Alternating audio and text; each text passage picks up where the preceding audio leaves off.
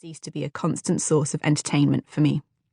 And by the way, for the student of astrology, this is also a great way to hone your skills. After all, once you've got their birth chart in your hands, the lives, loves, failures and successes of the A-list are all out there just waiting to be analysed.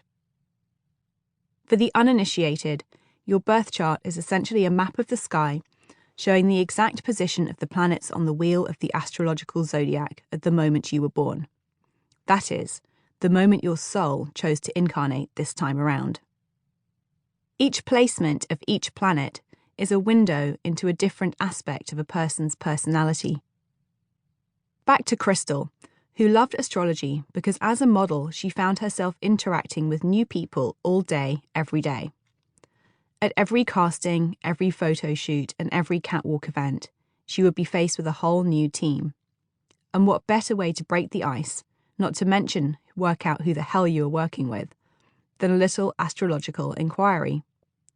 Knowing somebody's sun sign, their intrinsic personality, rising sign, how they come across, and moon sign, deep-seated emotional needs and how they react to stuff, helped her find her place within the group, work out how to read different individuals, and, on a more advanced level, how best to communicate her own wants and needs.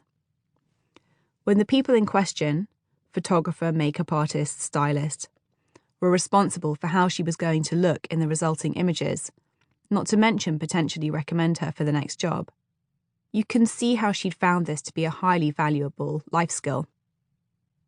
Sun sign, your intrinsic personality. Rising sign, how you come across. Moon sign, emotional needs and responses. And in my book, this book, it's not only supermodels who can benefit from getting a grip on the basics of astrology. Yes, it's fun to read a daily, weekly, or month-ahead horoscope for your own sun sign. But it's when you learn some of the other key aspects of your chart and then apply this insight to your relationships with yourself and others that things get really interesting.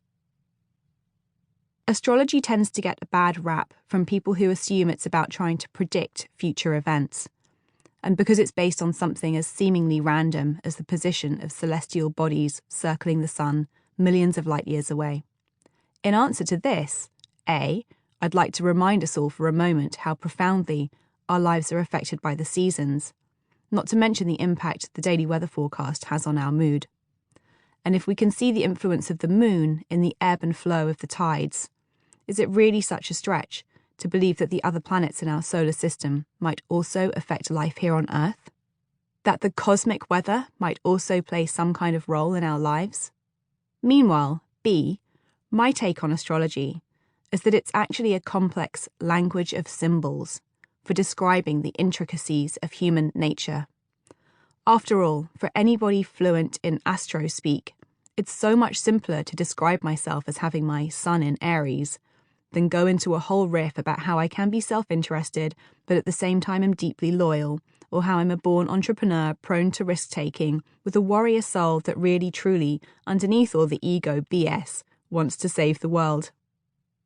For as far back as I can remember, I have been fascinated with the way this mystical language always just seemed to make sense.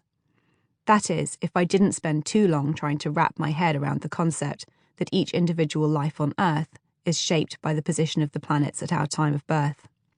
But for me, how astrology works isn't really the point. Scientists versus mystics, remember?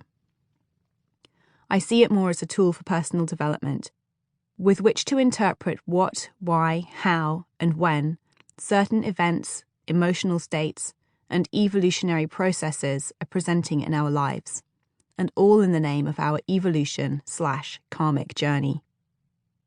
Yes, astrology can also seem like an extremely navel-gazing pastime. But I think the desire to know yourself and the world you move through better is essentially a drive to be a better, more effective human being.